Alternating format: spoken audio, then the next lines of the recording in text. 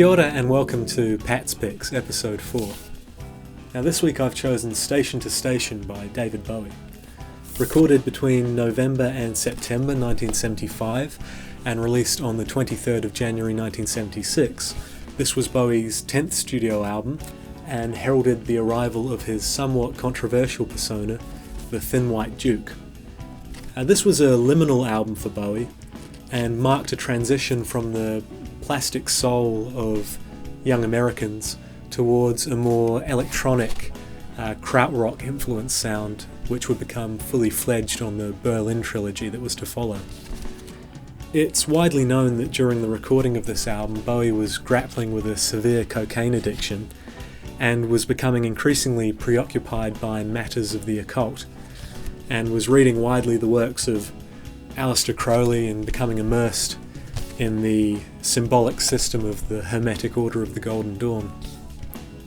Which brings me to my favourite track on the album, which is the title track, Station to Station, which is steeped in esoteric symbolism, and which starts out with the sound of a locomotive and evolves into a somewhat eerie mechanical march, which is followed by a procession of esoteric lyrics where Bowie references the symbolic, mystical system of the Kabbalistic tree of life.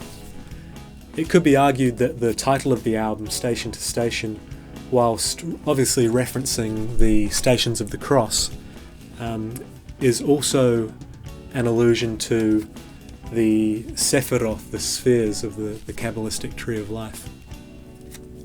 One last note about this album regarding the album cover. It was originally conceived in full colour. However, just as the album was hitting the shelves, Bowie decided no, he wanted the album to have a black and white cover.